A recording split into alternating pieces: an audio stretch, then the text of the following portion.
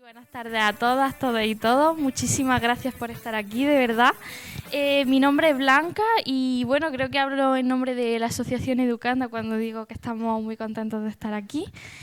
Y para empezar nos gustaría darle las gracias a la Estupenda por de verdad dejarnos este espacio tan bonito y habernos facilitado tantísimo la logística, porque de verdad que es un gustazo trabajar así. Y luego también nos gustaría destacar el trabajo de Cristina, que nos va a hacer foto y vídeo. Estamos súper contentos de que colabores con nosotros. Muchísimas gracias. Y bueno, para quien no nos conozca todavía, somos la Asociación Educanda y esta actividad nace hace un año como parte de un proyecto de solidaridad europeo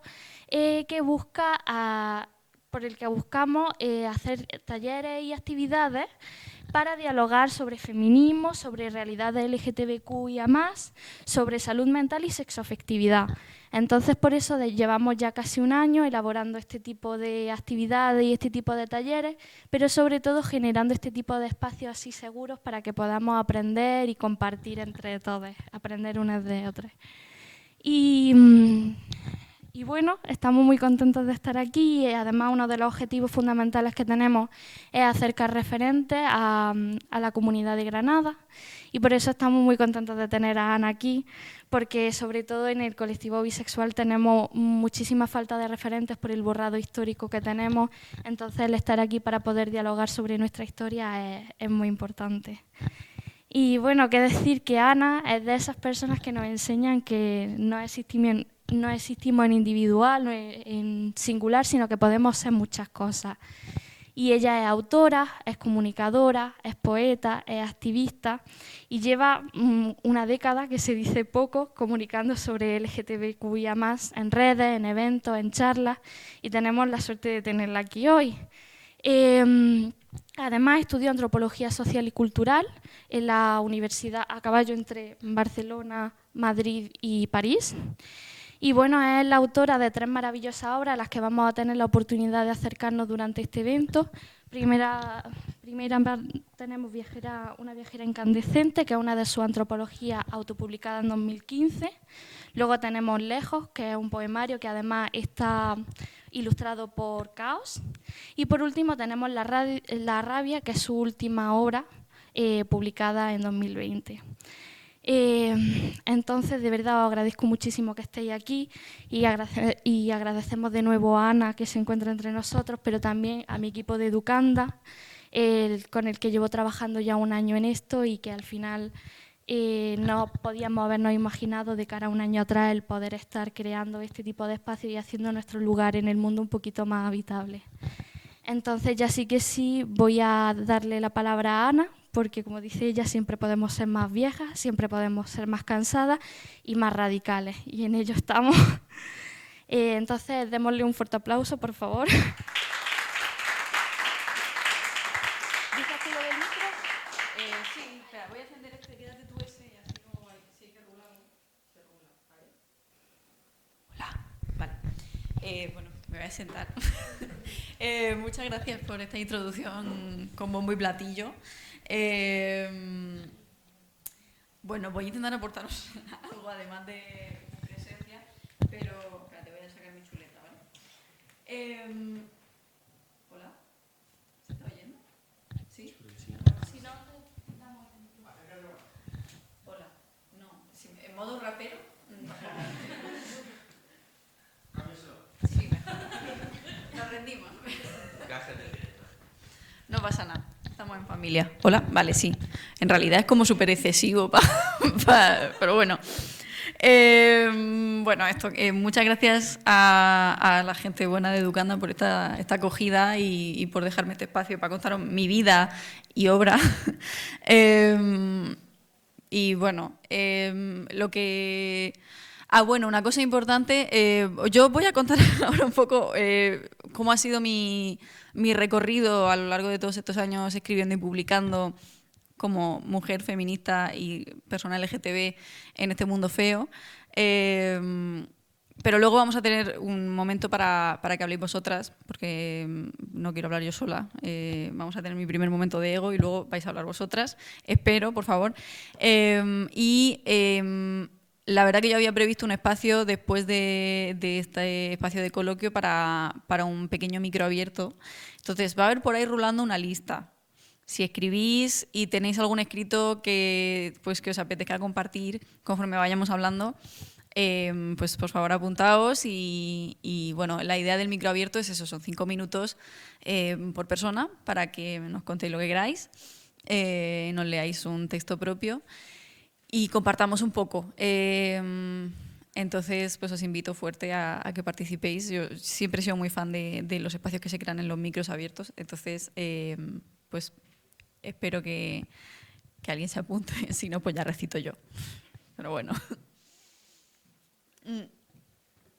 Bueno, la presentación que me han hecho ya ha sido bastante completa. Por si alguien se está preguntando quién es esta tía, pues efectivamente soy autora de 3 poemarios. Este otro tocho luego os cuento, no es mío, no solo. Tengo también un pasado en internet del que hablaremos. Y bueno, sobre todo vamos a hablar de estos libros, pero bueno, al final es una historia que se trenza mucho con otras historias.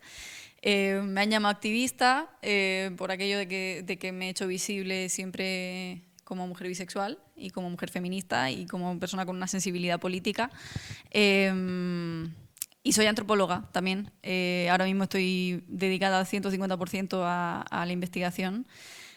No voy a arruinar la tarde con la antropología, no mucho, pero bueno, es un dato interesante porque cuando yo me presento en los sitios como poeta y antropóloga, la gente lo que oye es que soy nini, pero nada más lejos de la realidad. Soy una especie de Hannah Montana de Murcia. Entonces, ante todo eso, soy una señora de Murcia. Eso es lo más importante. Entonces, lo de hoy...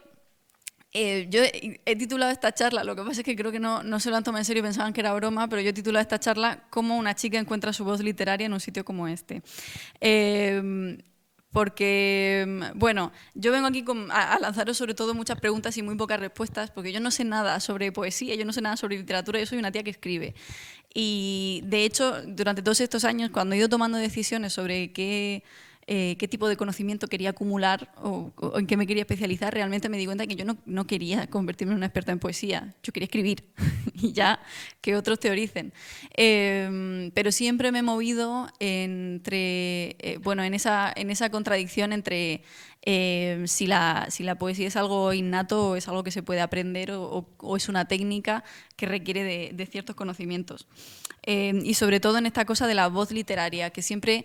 Yo he oído mucho siempre, y creo que seguramente todas tenemos un poco este concepto en común, que la voz literaria es lo que te legitima como autora o como autor, que es algo así como tu huella en la obra, ¿no? O sea, la mirada particular de cada autor o lo que dejas en tu obra de ti misma o, bueno, lo que hace que lo que tú haces sea diferente de lo que hacen otras personas, ¿no? Entonces, esta cosa de la voz literaria ha sido como siempre el gran interrogante en mi recorrido como escritora, ¿no? En buscar la legitimidad como escritora, descubrir cuál es mi voz literaria, teniendo en cuenta que está todo inventado. O sea, que al final, cuando intentamos crear algo, lo que estamos haciendo, sea como sea, es un refrito de las cosas de las que nos estamos dejando afectar, ¿no? Pero bueno, he pensado también a lo largo de esta charla, soy un poco caótica, ¿vale? Si alguien se pierde, lo siento. Yo he pensado también lanzaros para animaros un poco a que salgáis al micro si no tenéis nada escrito que os mole, lanzaros como consignas o pistas para escribir algo. No sé si tenéis algo para escribir el móvil o lo que sea en este rato. Si me enrollo y os aburrís, pues podéis aprovechar para escribir un poema rápido o podéis llevarlo a casa. No son deberes, podéis hacerlo si queréis solo. Pero he pensado en la idea de escribir algo sobre el concepto, bueno, algo que nadie más ve. Entonces, os lo dejo ahí, porque creo que es un poco como la pista primera para empezar a escribir algo, por lo menos para mucha gente creativa que yo conozco, es intentar dar con algo que nadie más es capaz de ver. Entonces, bueno, os lo dejo ahí. Luego, en el micro, si alguien tiene algo, pues me hará mucha ilusión. Bueno, Es interesante esto de la voz propia, porque es un poco lo que te consagra como autor, y la idea que tenemos de autor en Occidente, y aquí sí que me vais a permitir ponerme un poco antropóloga, ha cambiado mucho a lo largo del tiempo. Si os metéis a Cedro, que es como una de las sociedades de autores en las que estamos metidos todos los que estamos publicados, el autor, en su propiedad intelectual, tiene varios tipos de derechos. Uno de esos derechos son los derechos morales, y uno de esos derechos morales es una cosa que se llama el derecho de paternidad de la obra. Es interesante porque yo en mis observaciones de campo, en la investigación, o sea, en el campo de investigación en el que estoy ahora en antropología, que tiene que ver con el parentesco y con la familia, aparece de vez en cuando la idea de los padres como autores de la persona. Entonces hay como toda esta cosa en la cultura occidental que hay una filiación, digamos, irrenunciable del autor con la obra. La obra depende del autor, y el autor es autor porque tiene una obra, ¿no? Entonces hay como una cosa muy curiosa en nuestra concepción de autor, en la que parece que es una parte completamente esencial el hecho de bueno, pues como traspasar tu ADN creativo a lo que estás haciendo. Pero esto no ha sido siempre así. Esto, antes del final del siglo XVIII, realmente el escritor era un artesano. El escritor lo que hacía era, pues, oía cosas de la tradición o de inspiración divina o lo que sea, y hacía copia-pega. Y ese era pues, uno de los artesanos que intervenían en el libro. Luego estaba el que lo cosía, luego estaba el que lo imprimía, luego estaba el que grababa la portada. O sea, como que tampoco había como una cualidad especial en el escritor, pero después del siglo XVIII empiezan como a surgir como las primeras ideas de propiedad intelectual que dicen, pues eso, que el escritor deja rastro de su personalidad en su obra, que el escritor es una persona especial que tiene y la inspiración le viene de dentro de sí mismo, ¿no? Que tiene la capacidad de crear algo que antes no estaba, ¿no? De crear, pues, materia que no se crea ni se destruye, pues los escritores crean algo que antes no estaba ahí. Y yo creo que hemos heredado mucho esta idea de que hay algo innato en los escritores que los hace diferentes, que los hace especiales.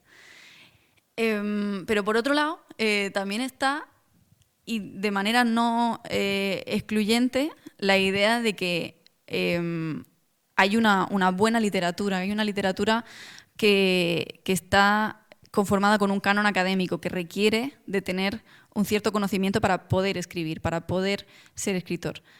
Entonces, yo siempre, bueno, me he preguntado mucho cuál de estos dos modelos es el bueno, ¿no? Si la poesía o la escritura es una cosa innata en la persona, o si es, pues, un canon, algo que si leo mucho, si estudio mucho, podré hacer bien.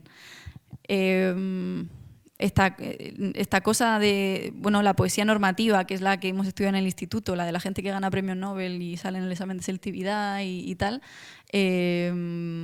o, bueno, pues esta cosa visceral que sale del interior del escritor. Y mi conclusión, que os avanzo ya, es que ninguna de las dos cosas es cierta del todo y ninguna de las dos cosas aporta como una respuesta sobre cómo se tiene que escribir. Yo no vengo aquí a deciros cómo se tiene que escribir. De hecho, yo no tengo ni idea de cómo se tiene que escribir. Sí que me gustaría, no sé cuánta gente de aquí escribe, de hecho no veo muy bien. Si me lo contáis, ¿alguien aquí escribe? Ah, bueno, menos mal, digo, voy a estar yo aquí yo sola. ¿Alguien le apetece contarme, dentro de esa dicotomía, sobre si es innato, si es una técnica, dónde os situáis a la hora de escribir? ¿No? ¿Nadie? Blanca, gracias. ¿Este se escucha o no se escucha? Sí, ahora sí. Mira. Bueno, yo es que, claro, yo como he vivido siempre la escritura, es que hay una pared invisible entre tú misma como persona que escribe y los autores. Y ves que son como genios y a los que tú nunca vas a poder alcanzar porque son eminencias del mundo académico. Y claro, entonces cuando tú te debates con tus propias ideas y con tus propios pensamientos, muchas veces es como, ¿hasta qué punto me puedo llamar a mí misma escritora o me puedo llamar a mí misma activista o artista? O al final es como esta impostoría que tenemos siempre de, bueno, yo escribo pero no soy autora. Entonces también da mucho miedo porque no sabes hasta qué punto lo que estás escribiendo es una obra de arte o es simplemente tú pensando en voz alta. No sé, así es al menos como yo lo vivo. Es interesante. Sobre todo porque, pues eso, al final, si tú generas un texto, lo has escrito. Si escribes, eres escritora, por lógica. Pero eso es un poco el punto, ¿no? del que yo también partía, ¿no? Cuando yo empecé a escribir, pues eso, era como que no cuenta. No cuenta si no eres, pues eso, un premio Nobel, un genio, ¿no? Esta figura inalcanzable del escritor mágico, que es una persona especial. Pero al mismo tiempo, pues siempre es como, pues eso, no sabemos si esas personas especiales son especiales porque de manera natural han nacido así o porque saben más que nosotros. Bueno, ¿sí? Por ejemplo, en mi caso, bueno, soy Ángela, encantado que no me conozca. ¿Va a salir el micro? Ay, sí, pues yo grito pelado. Gracias, ¿se escucha? Sí. Que yo en mi caso, en concreto la poesía lo veo, quiero decir, evidentemente de una forma literaria, hay mucha gente que la interpreta como arte y tal, pero para mí es una especie como de excepción en el sentido de que yo la percibo, al menos cuando escribo, no como algo artístico, porque se supone que el arte se crea para ser percibido, porque si no, no es arte, toda esta historia. Pero para mí no deja de ser una vía de conmoverme a mí o de conmover a quien buenamente en algún momento pueda leer eso. O sea, no deja de ser una especie de diario un poco más en, ¿sabes? Más en código, pero, o sea, se escribe. Yo por lo menos creo que las personas, pues, conmovemos y somos conmovidas. Entonces, no hace falta, creo yo, eso, ser una eminencia para poder conmover a alguien, ¿sabes? Entonces, que no tiene por qué ser a un público, puede ser a ti mismo. Yo creo que en principio los poetas escriben para eso. Los poetas o quien escribe poesía, por si no se quieren llamar poetas, ¿sabes? y ya está, sí. Creo yo. Me parece interesante lo del código porque o sea, me acaba de venir el flashback de literalmente pensar justo esto de lo que yo escribía, era eso como una manera de poner como una película sobre mis emociones, entre mis emociones y yo, para poder verlas y para poder verlas desde fuera, ¿no? Y para que si alguien lo leía no entendiera de quién estaba hablando o por qué estaba hablando, o sea, o de qué me estaba pasando. Es verdad que es como esta, pues eso, como una manera de también protegernos y no sé, qué interesante. ¿Ah? No sé si he visto a alguien por ahí hacer como... Hola. Hola. Que, bueno, yo quería comentar, o sea, yo hablo desde mi breve conocimiento filológico, que en la carrera nos decían mucho que había una idea como muy romántica del autor, no sé cuánta, visceralmente transformar lo que tú sientes en el papel porque es intocable, ¿no? Como que el genio autorístico tal y no se puede, como que no se podía tocar y no se podía corregir, y realmente una de las pocas cosas útiles que aprendí en la carrera fue que el autor y el escritor no solamente era una cosa genuina, ¿no? Que no era un genio que escribía y punto, que hay curro detrás, que se puede corregir, que se puede dar la vuelta, que puedes dejar una idea en un cajón y luego retomarla después de mucho tiempo, o currar, que no había genios tocados por el dedito de Dios y que escribían, sino que hay muchísimo curro, incluso en la poesía, que se concibe o se piensa que la poesía es como una cosa como, pues, casi mágica y visceral y endiosada y no sé cuánta, pero que hay mucho, o sea, que habrá también, pero que en general también hay mucho curro detrás y hay mucha corrección y mucha tal, y eso también casi como que no se habla porque como que queda feo, ¿no? Hablar de una corrección de un sentimiento o de una manera de expresar cosas. Creo que tienes una réplica. ¿Vamos a pelear? No, en absoluto. Que yo creo que va también un poco en el hilo que decía Ana de la voz narrativa, ¿no? Yo, por ejemplo, me acuerdo cuando empecé a escribir, me acuerdo de mi primer poema, no era en absoluto algo sentimental ni algo emocional, fueron unos deberes que tenía que hacer una oda a lo que quisiera, ¿no? Rollo, como Pablo Neruda, vale, y le hice una oda a un tomate, que no tiene nada de sentimental prácticamente, en fin. Y poco a poco también, a la hora de usar la poesía como quizá, digamos, estructura o sistema para expresarme de alguna forma, pues como que en ese tema de ir buscando un poco tu voz, como que va jugando, ¿no? Y había épocas en las que iba como muy, vamos a decir, muy de academia, muy de venga, este verso tiene que ir con este, tal, tal, tal. Y al final, claro, poco a poco vas derivando y dices, ¿qué estoy haciendo? ¿Sabes? Si se supone que estoy usando esto un poco a modo de expresión, nada, y empieza... Yo, por ejemplo, mi poesía de ahora va completamente libre, va completamente... jolín, pues no tanto en perseguir esa perfección de sistema, sino de estar contenta con lo que estoy diciendo, ¿sabes? Básicamente.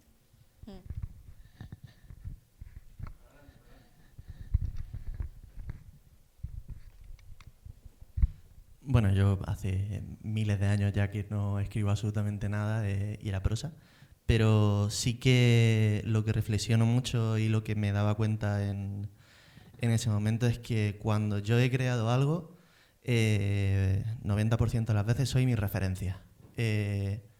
Como persona creativa existo porque existo en un contexto que me da una serie de cosas que yo les doy una pequeña vuelta, una capa de pintura y de nuevo las lanzo a ese contexto.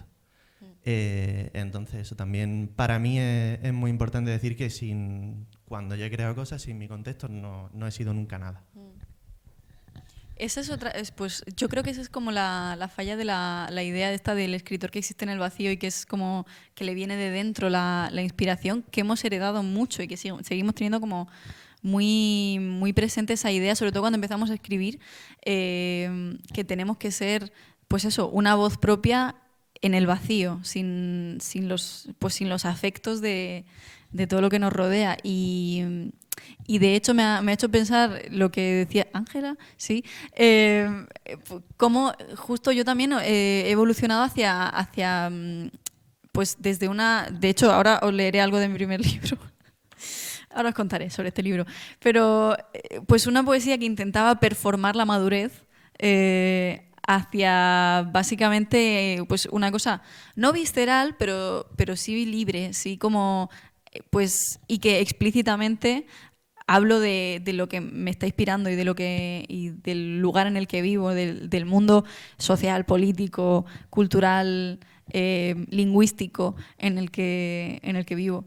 Y es como quizá una renuncia a esta idea de que quizá algún día tendré la aprobación de la academia, pero muy liberador, claro. Y te hace... Sí. No sé, yo estudié filología 3 meses, pero estaba muy deprimida y lo dejé. Pero bueno, acabé siendo antropóloga. No me quejo, ¿eh?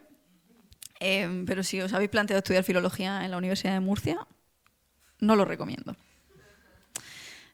Hasta aquí puedo leer. Bueno, pues os voy a contar un poco dentro de esa duda que siempre tuve, porque a mí siempre me decían que tenía algo innato. A mí me ha gustado siempre mucho escribir, yo escribía cuentos de muy, muy, muy pequeña, se los dictaba a mi madre porque no sabía coger el boli, bueno.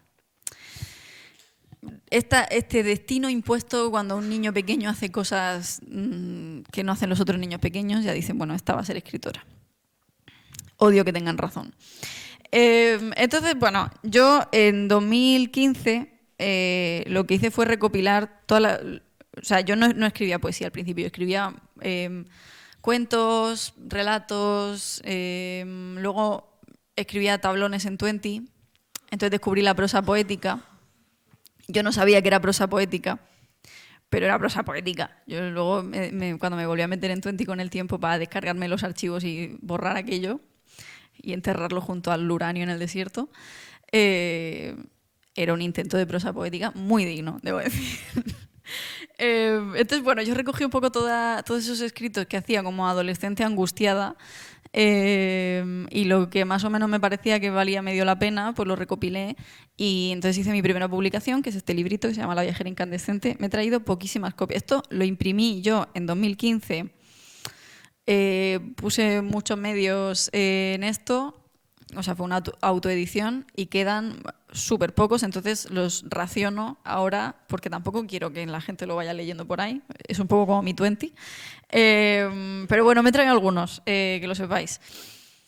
Y bueno, este libro, o sea, claro, yo ahora cuando lo leo con el tiempo, me di cuenta, bueno, no sé, así. Voy a hacer esto como si fuese un PowerPoint.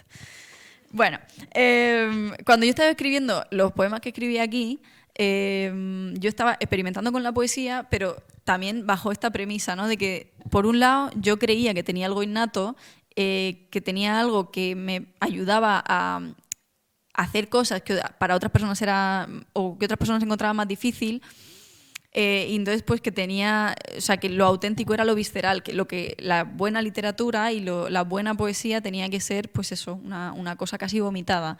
Pero por otro lado también creía mucho en la literatura como institución. O sea, yo era una ferviente creyente en eso, pues en que existía una buena literatura. Y yo, bueno, a mí me voló mucho la cabeza y fue una de las razones por las que empecé a escribir poesía, Miguel Hernández, que ayer hablando con esta gente me di cuenta de que aquí en Granada, como existe Lorca, pues no le habéis hecho ni puto caso, pero que lo entiendo.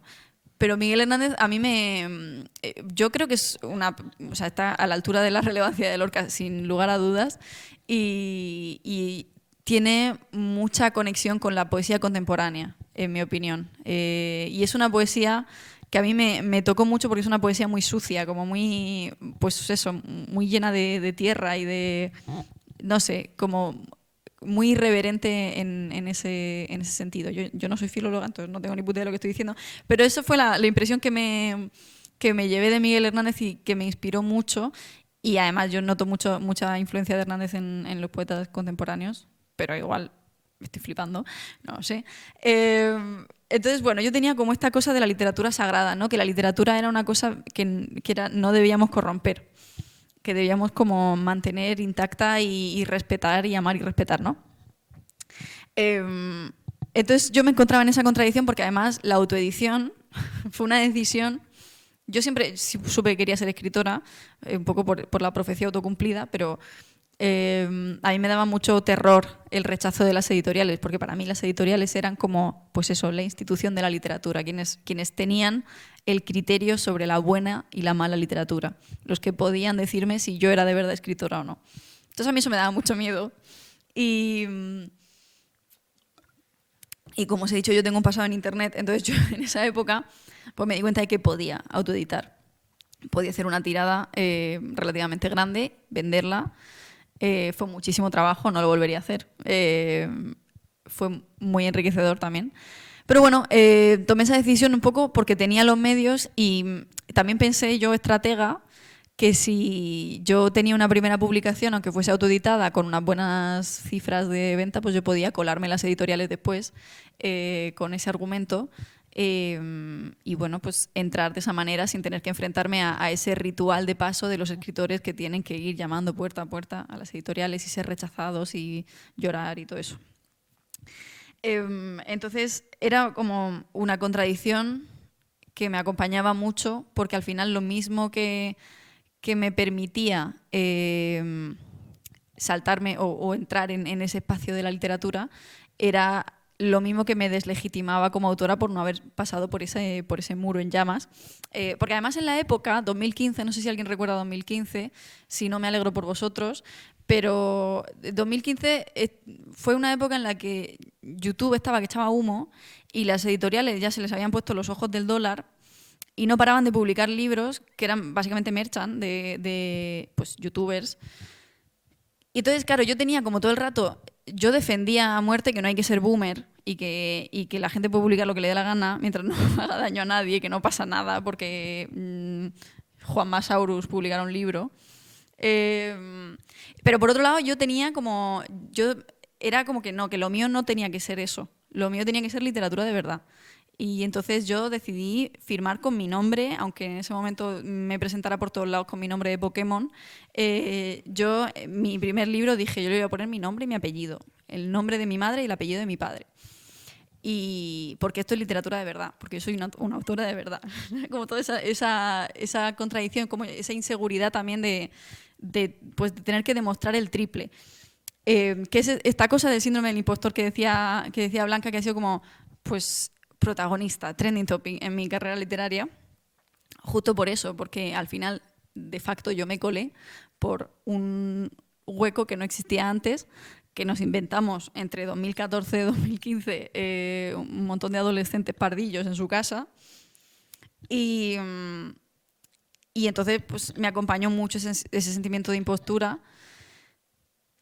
Y bueno, de todo esto, al final lo que acabo aprendiendo es que todas estas ideas sobre cuál es el camino legítimo o cuál es como la buena literatura o quién es un buen autor, no dejan de ser ideas que han sido fabricadas y construidas a imagen y semejanza o en manos de señores blancos cis heterosexuales que huelen a orujo. Entonces, claro, yo lo pienso con distancia y yo cuando estaba escribiendo y cuando publiqué este libro, yo era una chavala de 20 años, bisexual, de Murcia, en una relación tóxica, súper lejos de mi casa, sin un puto duro.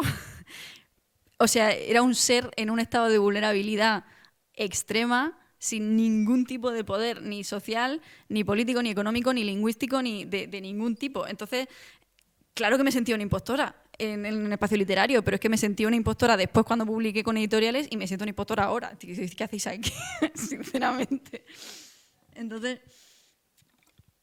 pues bueno, este libro, pues creo que es al final le acaba cogiendo cariño, aunque la verdad llevaba mucho tiempo sin ser capaz de leerlo, por aquello del 20, pero bueno, he vuelto a abrirlo un poco y es pues el testimonio vivo de una adolescente extremadamente vulnerable entrando en un espacio que sabe perfectamente que no es para ella. Entonces, bueno, una cosa que me hace mucha gracia de este libro es una clarísima autocensura del deseo. Me puse a contar en los poemas así como medio sabor amoroso, hay como, lo tengo aquí apuntado, 6 en los que utilizo pronombres masculinos, 2 en los que utilizo pronombres femeninos y el resto son figuras mágicas abstractas que no tienen género. Que ahora lo leo y digo, amiga, por favor. Este es bueno. Había pensado leeros un textito de esto, si no os molesta. Porque ya os he hablado un poco de todo lo que venía con este libro. Para los otros tengo menos chapa. Pero a ver si lo encuentro, porque tenía un post-it y ahora no lo tiene. Entonces, esto es una pausa para beber agua. Vale, sí, Mira, me hace mucha gracia porque justo como que combina esta cosa de las figuras abstractas que no tiene fuste ninguno. Pero bueno, la verdad que es medio interesante. Y se ve mucho... Bueno, mira, no, os lo voy a leer, ¿vale? Que estoy siempre hablando del poema antes de leerlo y arruina el mood. Se llama Poesía de los temblores. Es un poco largo y va como en 4 tiempos. Lo digo porque habrá silencios incómodos en los que no sabréis si aplaudir. Podéis esperar al final si queréis.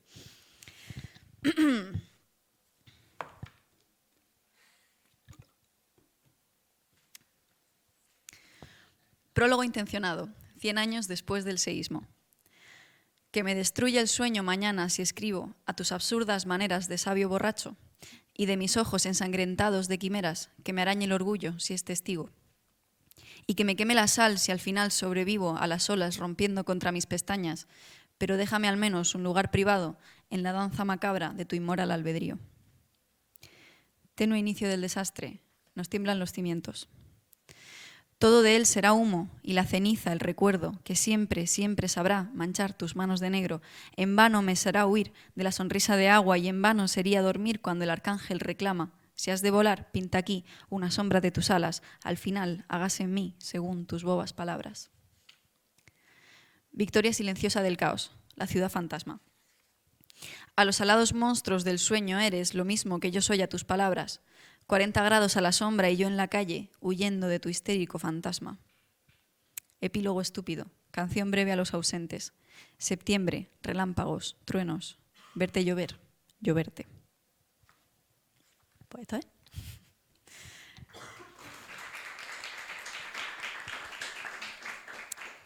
Gracias. Bueno, pues esto ha sido La viajera incandescente, que sí que fue un viaje. Este chiste lo habré hecho, no sé, 1000 veces desde 2015. Entonces, bueno, lo siguiente que publiqué ya sí con la editorial Valparaíso, una editorial granaína, no por nada, surgió así. Bueno, es este, se llama Lejos. Tiene posits porque fui a un recital hace un par de semanas y no los he quitado. Y este libro, pues, otra vez, ¿no? Yo lo escribí como en un proceso de liberación personal que pasó a través de muchas mudanzas. Yo me fui a Barcelona, luego de Barcelona me mudé a París, luego de París me fui a Madrid, y en Madrid estuve pasando mucho tiempo con pues lo mejor que tenía en Granada, que es mi amigo Caos, Juan Bermúdez, ilustrador. Y entonces de ahí surgió como la idea de copublicar un poemario ilustrado, en el que pues, los dos somos autores y hay una ilustración por poema. Y entonces, lo que hice fue pues, coger todo lo que había escrito desde que publiqué La viajera incandescente, juntarlo y observarlo. Y entonces me di cuenta de que efectivamente es un libro pues, que va de una huida, de un desarraigo, de esa liberación, ¿no? Personal y colectiva, porque en esta época, esto lo publiqué en 2018, y ahí empezó a surgir yo lo llamaré nueva ola del feminismo con el tiempo, creo. Y todo eso informó mucho, no solamente el proceso de escritura de este libro, pero también lo que sería después La rabia, que ahora lo cuento, pero bueno, digamos que estaba un poco en ese contexto cuando lo estaba escribiendo. Entonces empecé a encontrar referentes, poetas vivos, sobre todo poetas vivas, y una de, Rupi Kaur, Elvira Sastre, ¿no? Un poco esta poesía escrita desde el feminismo y desde este sentido de liberación. Y también Elena Codes, que me escribió el prólogo para este libro, y la verdad que creo que lo voy a leer porque la obra de Elena a mí me inspiró mucho también en el proceso de atreverme a publicar Lejos y de entender un poco como lo que estaba pasando en el mundo y en mi vida. Entonces, la verdad que nunca lo he leído entero, pero es cortico. Si me trabo, pues lo siento. Luego devuelvo el dinero. Se llama Tu oficio artista y encima mujer, inspirado en el poema de Gata Katana, Tu oficio poeta. Tu oficio artista y encima mujer. No se trata de tener tu obra colgada en el sitio más famoso del país, como tampoco tener claros los colores con los que te vas a enfrentar al mundo. No es llenar todas las butacas del teatro ni las 200 páginas escritas, ni siquiera se trata de dejar tu trabajo de camarera. No son la cantidad de ojos que te leen, sino los que eres capaz de abrir. Es viajar con la mirada de quien ya se ha visto por dentro y plasmar lo que nadie ve, pero todo el mundo vive. Es mostrar con o sin miedo todas y cada una de tus cicatrices y que de pronto alguna de nosotras en cualquier parte del mundo piense, a mí también me hicieron daño. Tu oficio, artista y encima mujer, es romper reglas y crear utopías, es pintar las huellas de todas las que faltan, echarle una mirada de coraje al exterior, aún sabiendo que destrozará lo de dentro para rimar por las que ya no tienen voz. Decir que hoy han asesinado a una allí, que mi hermana fue maltratada y no se atreve a contarlo y que me han tocado el culo en el trabajo. Para pintar con nuestra sangre las calles por las que asesinan cada día, por las que mueren lentamente sin ser descubiertas y las que todavía no se esperan nada de esto.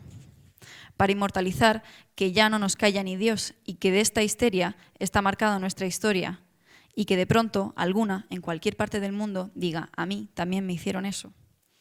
Se trata de cantar con rabia que a Artemisa la violaron y no la creyeron, que a Alice le borraron el nombre, que Vivian murió sin ver sus fotos, que a Margaret King le robaron sus cuadros y que eso no va a volver a pasar.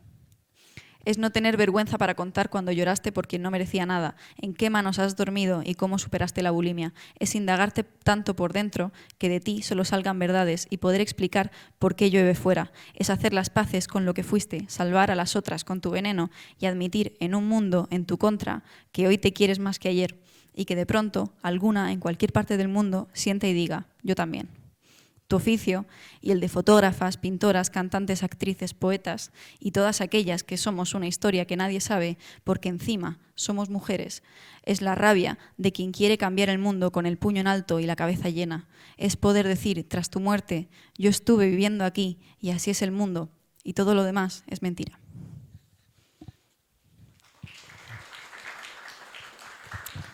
Es maravillosa. Hacía mucho que no lo leía. Qué bonito. Pues esto es lo que introduce Lejos y... ¿Me he cargado el micro? No, vale. Bueno, Lejos sucedía en ese contexto de rabia que luego daría lugar al proyecto que fue el siguiente libro y a mí esta fuerza me ayudó mucho en la decisión de publicarlo, porque aquí exploraba un poco esa huida y esa liberación, pero con mucha culpa y con mucho peso todavía. Entonces, bueno, voy a leer también una parte del libro que sí he escrito yo, que retrata un poco ese sentimiento de huida. Si consigo hacerlo con una mano, porque... Joder, macho, perdón.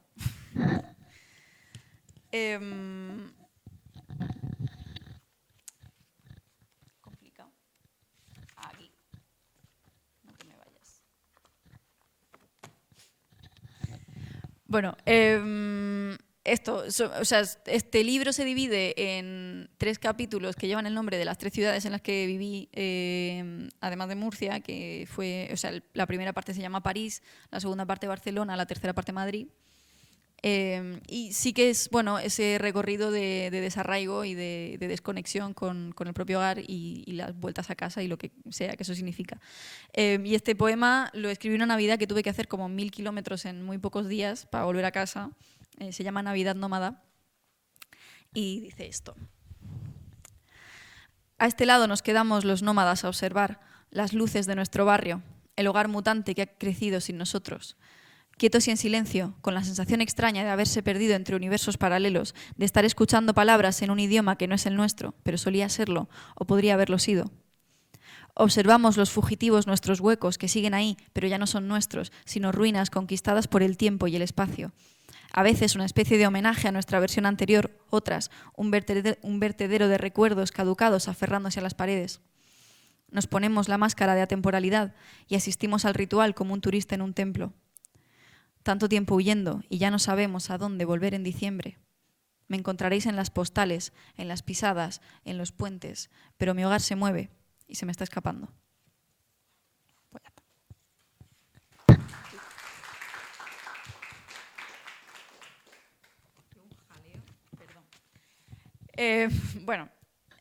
Uno de los cambios, ¿no?, respecto al libro anterior fue obviamente que esto ya no me lo edité yo, que fue una movida porque tuve que aprender que este proyecto no era solo mío, que no podía controlar cada paso que ocurría, no podía venir aquí a Granada a mirar lo que hacían en Valparaíso, porque era raro. Entonces, fue todo un cambio en ese sentido. Pero también, y dentro de esa contradicción que yo Valparaíso, la verdad que era una editorial a la que yo tenía mucho respeto porque sabía que publicaban a mucha gente novel, pero que tenían cierta línea editorial y que no era, que no cualquiera se mete en Valparaíso por muchos seguidores que tenga. Aunque yo seguía con todo mi síndrome del impostor, pero bueno, eso es otra historia. Yo lo que aprendí básicamente fue, en ese contexto de entrar en el espacio de la industria editorial, fue a perderle el respeto a la literatura y al arte, en el sentido de a la institución, ¿no?, a esta idea de que es una cosa exclusiva, pura y que no debemos corromper. Y me di cuenta de que y gracias también a referentes como Elena y Rupi y gente que se permitía ciertas transgresiones en la norma poética, pues entender que la poesía estaba al servicio de todo el mundo y que había que sobarla y había que hacerla propia y convertirla en un terreno habitable para todo el mundo, porque si no, no vale para nada. Y no sé, esto es un viaje que también hice pues conforme iba estudiando y me iba dando cuenta, ¿no?, en la universidad, que existe como ese conocimiento académico que se construye como exclusivo y por lo tanto excluyente. Me di cuenta de que las cosas que yo estaba aprendiendo eran muy útiles, pero si yo no podía explicárselo a mi abuela no me valían para nada. Entonces, en ese contexto, pues estuve en ese...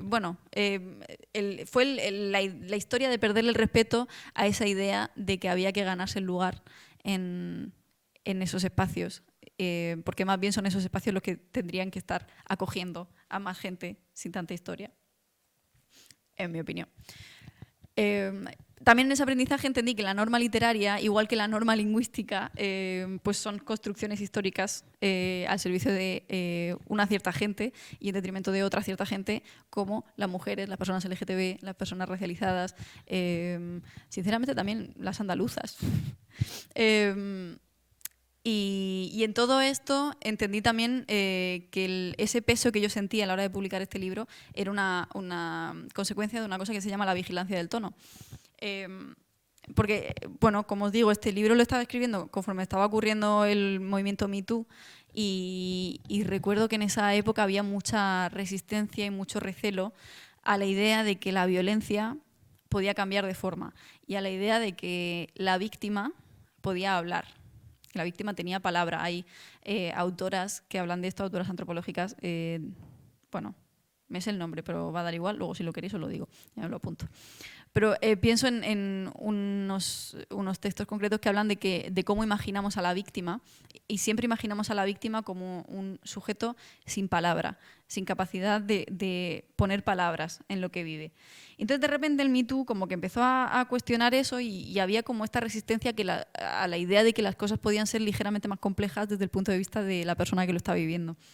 Entonces se generó como este discurso de que era de repente demasiado fácil reconocerse víctima o reconocerse vulnerable. Cuando en realidad la realidad es como completamente diferente, ¿no? O sea, como reconocerse víctima es un proceso que muchas veces te revictimiza y es dolorosísimo y es súper complicado. También a nivel simbólico es muy, muy complicado. Entonces, bueno, está todo el rato el sistema que al mismo tiempo victimiza y después silencia. O sea, este conjunto de ideas, ¿no?, que forman parte de este sistema.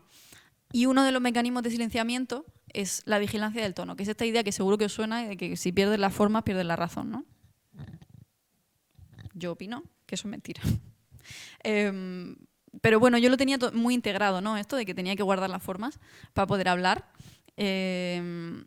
Y lo que pasa es que tuve suerte de que cuando yo estaba pues buscando mis palabras, intentando articular, intentando sumarme, ¿no?, a esa conversación importantísima que se estaba dando sobre las violencias que hemos vivido todas, pues la primera persona a la que le hablé de ciertas vivencias que yo había tenido me dijo: mira, yo no creo en la exageración, yo creo que eso no existe. Yo creo que lo que tú estás sintiendo no solamente es válido y es legítimo, sino que además es información sobre el mundo y es importante. Y merece la pena, ¿no?, ponerle palabras. Entonces, en todo esto yo aprendí pues, el potencial político de las emociones y, por lo tanto, de la poesía y de las emociones a través de la poesía. Hay un artículo de la doctora Bailey, una doctora en filosofía, que hablaba, decía en muy pocas palabras, decía como las prácticas sociales de silenciamiento producen experiencias rabiosas. Y entonces yo dije, pues entonces yo escribí la rabia. así me ha como hilado. Yo con todo esto, después de publicar Lejos, me quedé rumiándolo y decidí pues escribir un libro que fuese una investigación creativa del rencor y de la sed de venganza y de el perder las formas, el arte de perder las formas para quejarse. Entonces, bueno, este libro es, la verdad que estoy bastante orgullosa de él todavía. Hace 2 años que lo publiqué. Lo publiqué en marzo de 2020. ¿Os acordáis qué más pasó en marzo de 2020? Fue un lanzamiento estupendo. Bueno, el caso, lo escribí en 2019 sin saber que iba a pasar esto. Y la idea, bueno, también fue un poco una búsqueda técnica, ¿no? Yo seguía con esta interrogación sobre si se podía hacer mejor poesía simplemente acumulando conocimientos. Y entonces lo que hice fue parar todo lo que estaba haciendo, que es una cosa que nunca había podido hacer y que creo que nunca más voy a poder volver a hacer, que fue, pues, dejé el trabajo de fines de semana que tenía, terminé el curso de la universidad y entonces dediqué todo ese verano solamente a escribir. Casi me vuelvo loca, pero fue una experiencia muy interesante y al final del todo escribí un libro. Y estoy bastante orgullosa de haber conseguido eso porque me legitimo también mucho como escritora, ¿no? Como una persona con capacidad de hacer un libro. El escritor artesano, que es una figura en la que creo cada vez más. Entonces, bueno, en esa búsqueda técnica, ¿no? Hubo como varias cosas que me ayudaron. Una de las cosas fue una movida que se llama Escape Reel, que no sé si alguien lo conoce. Sí, no lo sé, ¿no? Bueno, pues hay una escritora que es uno de los referentes que tuve también durante la escritura de La rabia y de Lejos, que se llama Savannah Brown, que es americana. Y entonces ella, bueno, puso en marcha una especie de Inktober para poetas. Y bueno, pues fue como este tipo de ejercicios de escritura que a mí me sirvieron para entender cómo yo cogía un concepto o cogía una idea o cogía una fuente de inspiración y lo procesaba en mi cerebro y eso luego escupía un poema. Bueno, fue una cosa como muy también de autoobservación en ese sentido. Hay un par de... Bueno, lo que hacía era, pues, lo que os he dado antes de... que seguro que ya no os acordáis. Escribe un poema sobre algo que nadie más ve. Pues era una lista de ideas así, ¿no? Os voy a dar un par, por si alguna os sirve. Una era de 2019, se llama Cuerpos Celestes. Y otra ahora de 2022, Una separación. O sea, son como cosas muy vagas y tú con eso haces lo que puedas y lo que quieras.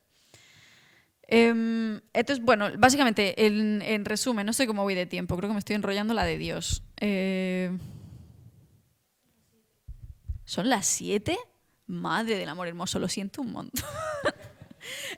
Bueno, pues abreviando, la rabia a mí no me salió de dentro, me la tuve que sacar. O sea, fue un proceso también como psicológicamente muy particular de buscar esa rabia y de forzarme a escribir desde un lugar que normalmente yo tendía a silenciar por esto de no perder las formas, ¿no?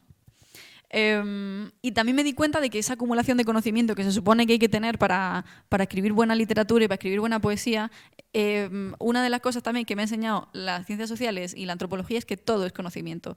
Mis vivencias son conocimiento, la canción que se sabe mi abuela es conocimiento, la idea que tuve en la ducha es conocimiento y las cosas que me estáis contando ahora sobre cómo escribir también son conocimiento, aunque no haya un paper escrito al respecto, que todo es conocimiento sobre el mundo y que yo había acumulado bastante, que de hecho mucho de ese conocimiento informa los poemas que yo escribí en La rabia y entonces empecé a ser muy explícita con mis referentes, que también es lo que hablábamos antes, ¿no? Que tenemos esta idea de que en el poema tienes que estar tú y solo tú, pero somos seres sociales y nos afectamos los unos a los otros y claro que hay un poema que nombra a Íñigo Montoya porque lo escribí después de ver La princesa prometida, obviamente, porque vivo en el mundo real. Entonces, no sé, para mí lo auténtico era reconocer eso.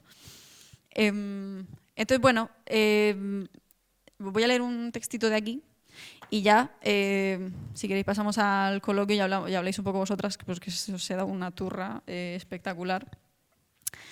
Y nada, os voy a leer mi favorito de aquí, que es un poco dramático, pero como estamos hablando también de referentes LGTB y toda la historia, pues os he traído uno que fue un bollo drama.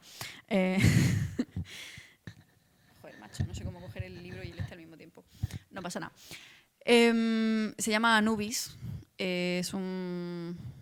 Anubis es el dios egipcio asociado a la práctica de la momificación. Y es un poema muy dramático de cuando me dejaron. Con todo lo que sé de mí y todo lo que sé de ti, la evidencia parece anticipar una extracción sin complicaciones. Vendrán tus dedos a contraluz, con el bisturí impoluto, afilado como la escarcha. Me abrirás de par en par la caja fuerte del pecho, con la precisión de un arquitecto, el pulso imperturbable, la intención matemática. Sin ansias, sin dolor, sin duda. Saldrá todo lo infectado de golpe, mis entrañas complicadas, las emociones líquidas, los sueños indigestos, todo el aire que guardaba para el futuro y la luz de tus mañanas, disuelta en la sangre. Caerá todo lo sucio, lo inapropiado, a plomo sobre tus pies, tal vez salpique sin querer, y si es así, pido perdón. Pero tú, permanecerás tranquila, los labios tapados, la mirada escondida, guantes de tu talla, la bata inmaculada, dirás sin temblor en la voz el nombre de un cachivache que solo tú sabes y aparecerá en tus manos suaves, y con gesto calculado, sin hacerme daño, conseguirás atrapar la astilla de mi garganta que se parece a ti. Con cariño, la arrancarás de cuajo y la observaré gritar de agonía todavía sangrando en tu bandeja de plata, lentamente, sin pestañear. Me zurcirás la herida lo mejor que puedas y después de limpiar cada partícula de mí, de las paredes, el suelo, las herramientas, tus guantes, tus ojos inquietos, meticulosos, se me posarán delante.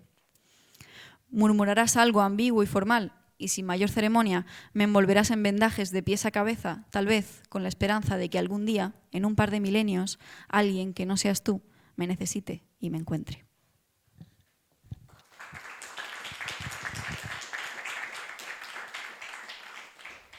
Bueno, ya como conclusión así a esta chapa, pues esto, grandes lecciones aprendidas es que la buena literatura, igual que el buen lenguaje, pues es una construcción histórica que no tiene por qué servirnos a las personas que vivimos en ciertas periferias sociales y culturales y que de hecho esta cosa de lo innato o lo normativo es una falsa dicotomía, porque o sea, yo no creo que nuestro amigo Pérez Reverte, símbolo de lo académico y lo normativo, haya renunciado en ningún momento a la idea de ser también un genio especial, innato. Entonces, al final, como las normas académicas están hechas un poco, bastante, a imagen y semejanza del hombre blanco cis heterosexual que huele a orujo, es una batalla que vamos a perder siempre, las que no somos Pérez Reverte.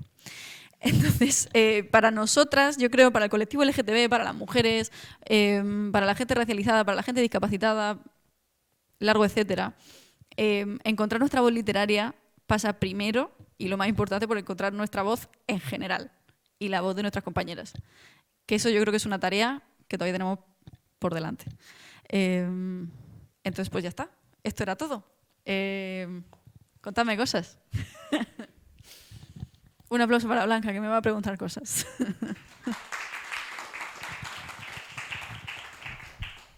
Pues la verdad es que sí, te iba a preguntar cosas. ¿Ve? Ya sabía yo.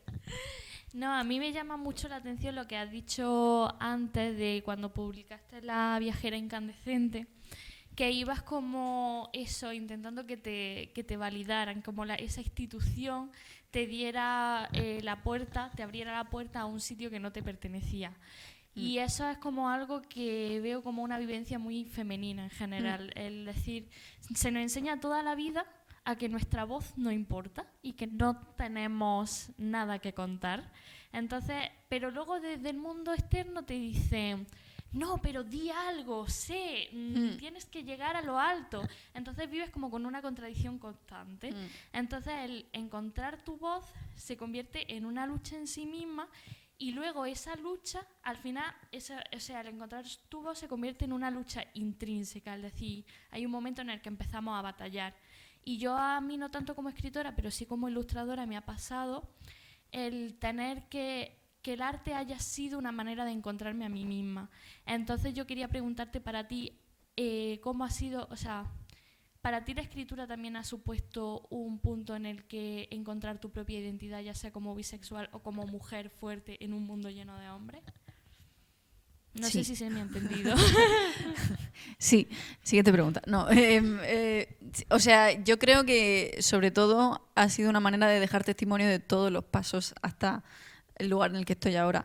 Y, o sea, para mí escribir siempre ha sido una manera de verme a mí misma en general, en el punto en el que estoy, y encontrarme a mí misma en el punto en el que estoy y dialogar conmigo misma.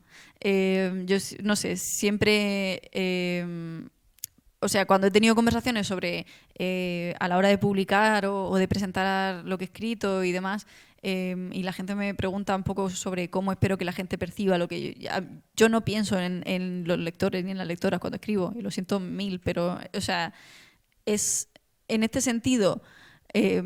No te voy a decir una cosa visceral e innata, pero sí es como un mecanismo que siempre he tenido para dialogar conmigo misma y para dejar fijado lo que estoy pensando y lo que estoy sintiendo en un mundo que constantemente me empujando a borrarlo y a ignorarlo. Y en ese sentido ha sido una herramienta muy útil, que no es la única que existe, pero es una. Y no sé si te he contestado o me he ido por las ramas, pero sí, la respuesta es sí. Respuesta corta, sí. ¿Alguien tiene una pregunta o...? ¿No? Bueno, yo te quería preguntar, no lo voy a formular como pregunta, es más pedirte tu opinión sobre algo que a mí personalmente siempre me inquieta mucho, que es el tema del hacer, ¿cómo se decía? De hacer pedagogía. Es como, hay una diversidad de opiniones y relacionada con este tema de la rabia, de cómo es muy importante para las identidades que existen en las periferias expresar las cosas en sus propios términos, pero sí que veo que existe una tensión con el hecho de cuando alguien que sí que está en el privilegio intenta bajar a enterarse de qué va todo esto, decir, oye, igual lo estoy haciendo mal.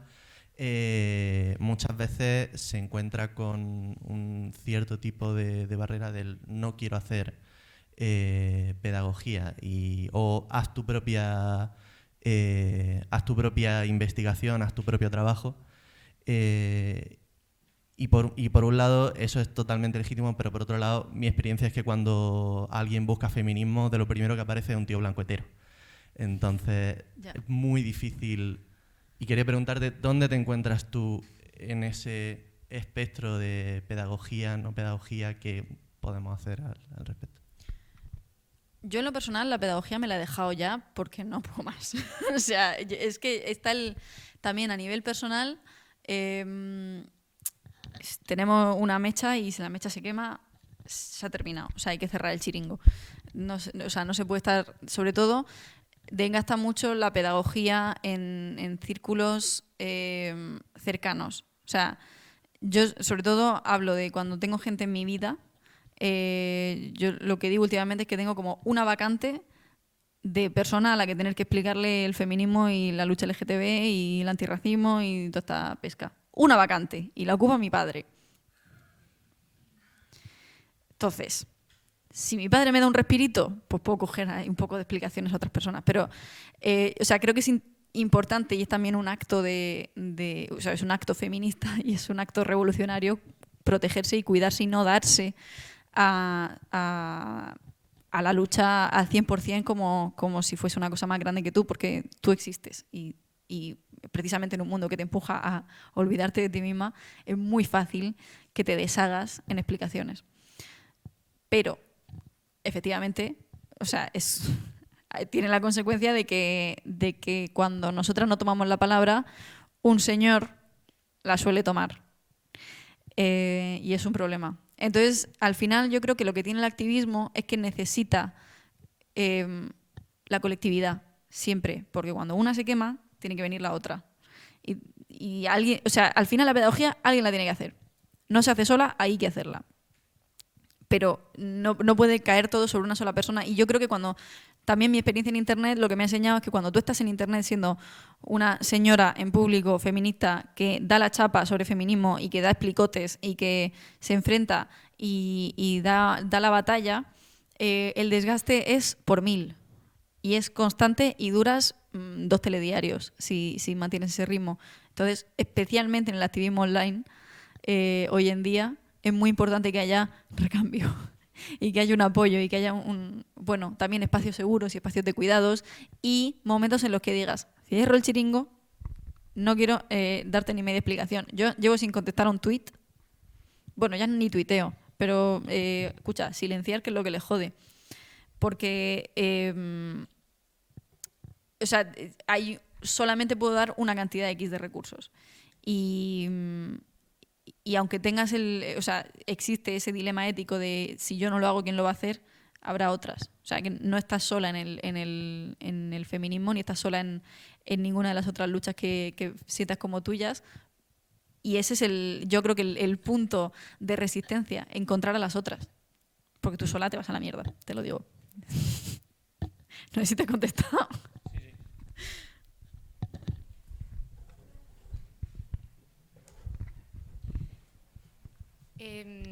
Sí.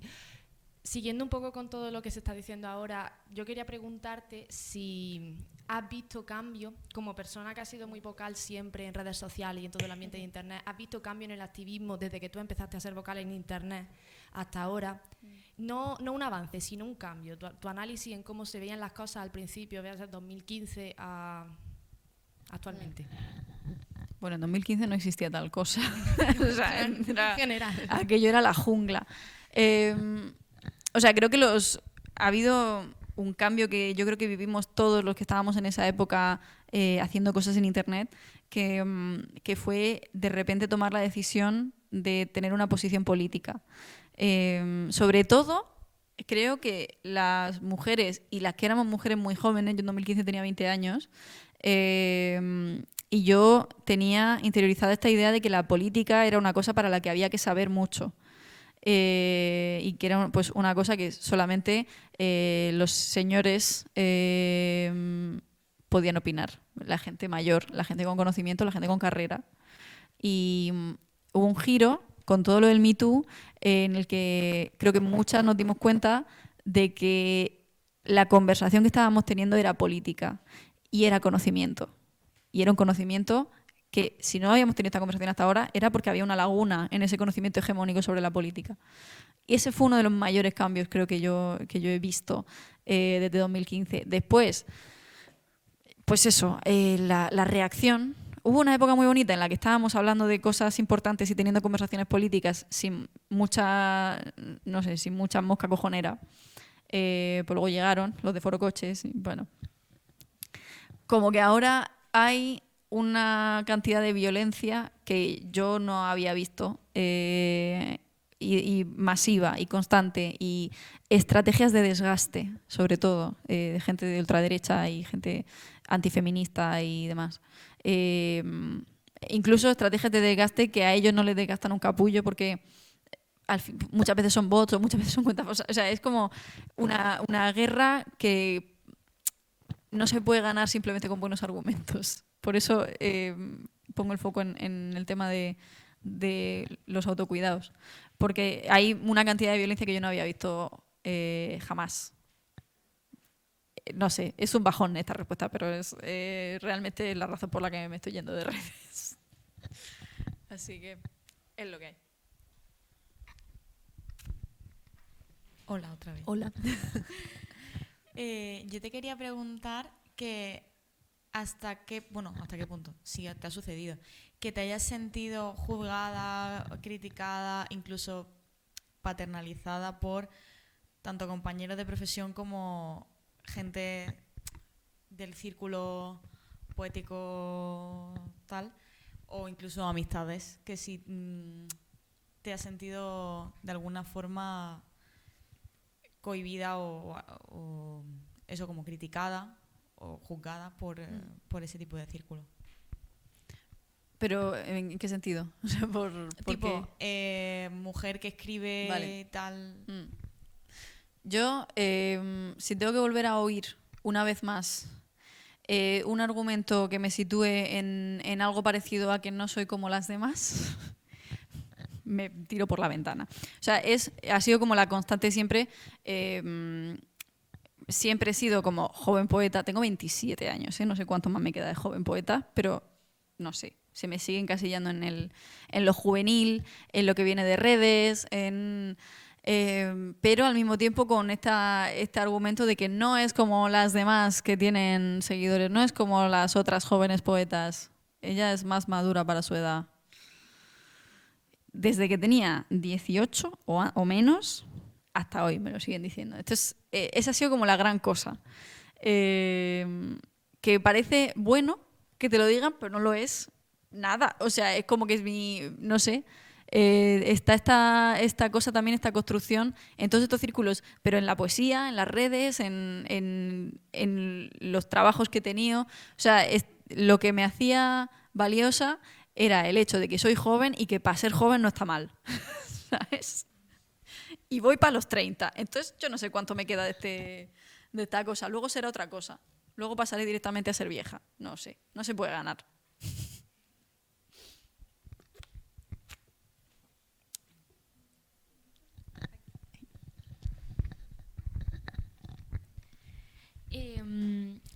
Bueno, yo quería así comentar que, por ejemplo, yo estuve hace poco en las convivencias y una chica se hizo una noche de talento. Y una chica justamente salió por primera vez como al estrado a leernos algo que ella como que leyó con mucha timidez, pero de repente nos encontramos todas que era nuestra vivencia absolutamente. Y era como el espejo de, oh Dios mío, como en un segundo una vivencia que parece tan individual se convierte en colectiva, y eso es como algo muy bonito y da mucha fuerza, pero también te deja expuesta. Es como algo que te hace vulnerable porque, claro, tu relato acaba fuera y te estás posicionando de alguna u otra manera. Entonces tú, en toda esta trayectoria, como poeta y artista, ¿has vivido alguna situación de bifobia o de violencias explícitas que vienen justamente de este posicionamiento desde la rabia, desde tu, oye, compañera, este es mi relato y lo estoy compartiendo con vosotras? Estoy pensando, ¿eh? Creo que desde que hice como, bueno, desde que publiqué La Rabia, claro, he estado en pocos círculos porque ha habido una pandemia. Entonces eso me ha evitado pues tener un lanzamiento como Dios manda, pero también muchas violencias que podría haberme comido. Creo que o sea, al final la bifobia es una cosa que, o sea, son como pequeñas picaduras de mosquito que se van acumulando y que al final se acaban internalizando. O sea, a mí no hace falta que nadie me diga ciertas cosas invalidantes sobre lo que yo estoy haciendo para que me venga el pensamiento de, bueno, esto te lo estás inventando o esto te deslegitima para hablar sobre el colectivo LGTB. Pero lo cierto es que yo, desde que publiqué La Rabia, me he ido mucho de redes y he desaparecido un poco y me he protegido mucho. Pero creo que eso también es una manera de silenciar y de borrar que me hago yo a mí misma porque estoy un poco hasta el papo de estar expuesta. No sé, creo que es como una continuación de toda esa exposición y toda esa violencia que he vivido desde los 17 años que empecé a hacer cosas en Internet hasta que me harté y me empecé a ir. Y me sigo yendo. Estoy yéndome un poco como Homer Simpson en el arbusto. Y es una consecuencia de que al final soy una mecha quemada. Que no pasa nada, ¿eh? O sea, yo estoy muy satisfecha con lo que yo he hecho y también con lo que veo que hay ahora. O sea, creo que no soy yo ni mucho menos la que tenía que solucionar todos los problemas del mundo. Creo que hay mucha gente muy valiosa y muy válida con muchos más recursos emocionales de los que a mí me quedan y que, pues como digo, como somos una lucha colectiva, esto va a seguir después de mí. Y así que yo estoy muy contenta con eso.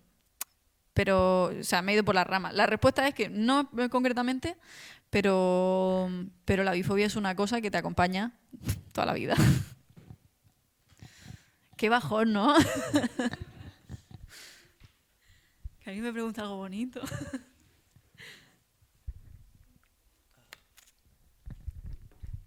Yendo a un tema un poquito más, yo creo que alegre, espero. Yo soy una persona a la que la educación formal ha matado cualquier tipo de interés por la poesía. O sea, yo estoy aquí como parte de Educanda. Espero ser de los pocos.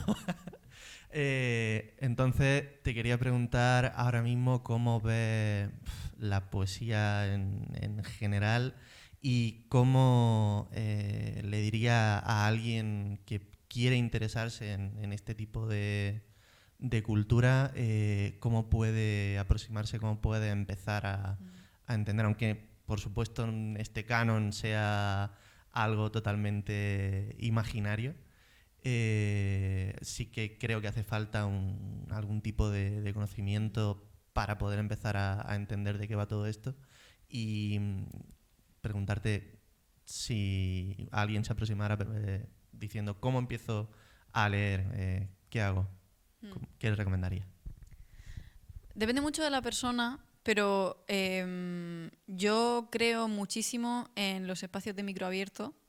Creo que es un lugar pues alejado de ese canon experimental donde la gente emite lo que, o sea, propuestas que no tendrían cabida en casi ningún otro espacio literario y bueno, o sea, para mí y de hecho es la manera que yo tengo de vivir la poesía hoy, aunque acabe leyendo a gente porque, pues, cosas, pero a mí lo que me gusta es irme todos los miércoles al mismo bar, al mismo micro abierto de Murcia, Ítaca, si vais, los miércoles por la noche, por si acaso, y escuchar qué ha escrito la chavala de 18 años que ha venido a Murcia a estudiar y es de Albacete, y es la primera vez que va a un micro abierto y recita. Y quiero escucharla y quiero ver qué propone. Eso, y meterte en una librería sin mirar el autor, abrir un libro y ver si te mola. O en una feria del libro, o sea, para mí es una manera, creo que lo que tiene de atractivo la poesía es que tiene, o sea, es una herramienta muy liberadora, y entonces hay que vivirla con libertad, hay que vivirla, no sé, para mí lo interesante es escucharla sin los filtros de lo que tiene que ser o lo que no tiene que ser, o quién es el mejor poeta de España en este momento, voy a leerme lo suyo. Escucha a tu vecino que escribe poesía. Hay un señor en Murcia que va todos los miércoles al bar a Ítaca, escribe pues poemas larguísimos. El tío vende como cosas artesanales en un puestecillo en la calle en Murcia desde hace muchísimos años, y tiene muchísimas horas muertas, y entonces escribe sobre una hoja que se ha caído de un árbol y ha pasado un perro por encima. O sea, es una cosa loquísima, bastante experimental. El tío no quiere saber nada de publicar ni nada, pero a mí pues igual que él, pues la chavala de 18 años de Albacete, no sé, una señora mayor de Cejín, que es un pueblo de Murcia. O sea, no sé, como escucha a tus vecinas. La poesía está en todas partes. Me ha quedado súper bonito esto. Pero de verdad, creo que la manera de disfrutar de la poesía es hacerlo sin filtros, sin que sea para aprender sobre poesía, sino experimentarla. Creo que es una cosa muy experiencial, la poesía. Igual me equivoco.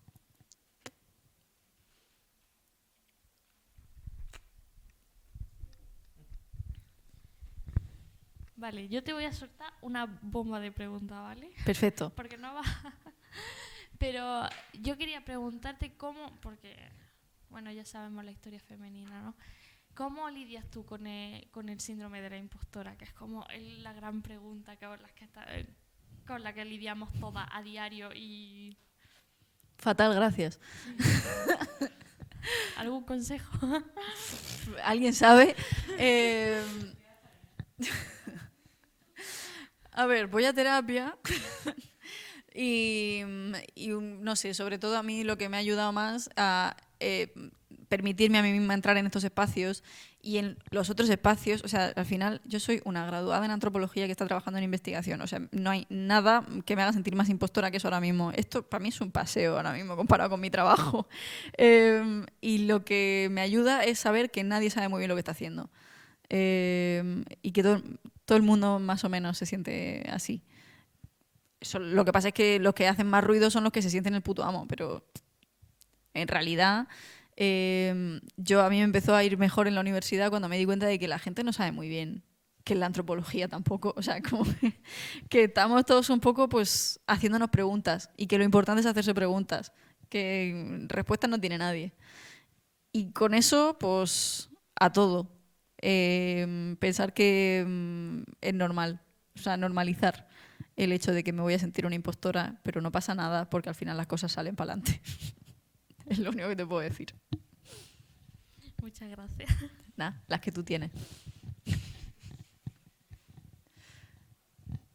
¿Cómo vamos de tiempo? Sí, son y media. ¿Alguien se apunta al micro o ha sido una idea en saco roto? Vale, no pasa nada. No pasa nada porque al final le metí una turra increíble, entonces tampoco vamos a estar aquí secuestrando la estupenda. ¿Alguien tiene alguna pregunta más? Te estaba rascando, ¿verdad? Vale. Vale, pues si quieres cerramos el chiringo y pasamos al tenderete de libros. Por mí, bien, ya como tú quieras. Me he traído libros para vender, si queréis. os lo podéis llevar firmado. Si no queréis, no pasa nada, no es obligatorio. Pues nada, pues esto es... pues muchas gracias por este ratito. Espero que os haya aportado cosas. Y nada, y ahora hablamos, que apago el micro. No hay nada más peligroso que yo con un micro. Apago el micro, monto el chiringuito de los libros y aquí me tenéis para lo que queráis. Uy, una mano. Nada, simplemente preguntarte que después de Rabia, ¿qué viene? ¿Qué intenciones tienes? Han pasado 2 años, ha habido una pandemia, pero han pasado 2 años. Han pasado 2 años, me he metido en la academia y ahora lo que viene pues será mi TFM, supongo. Bueno, no, mentira, he escrito otra cosa. He escrito un ensayo, es verdad, lo iba a contar y al final no lo he contado. He escrito un ensayo que se ha publicado en este libro.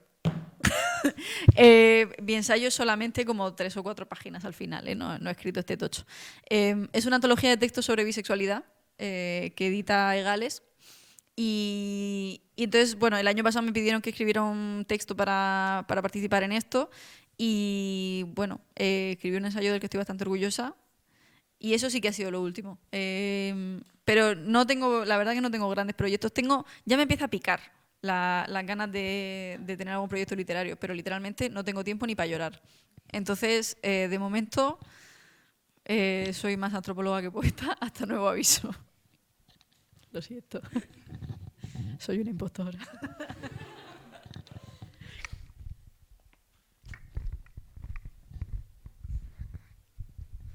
Bueno, pues yo creo que antes de pasar a las firmas podemos darle un fabuloso aplauso a Ana, que se lo merece.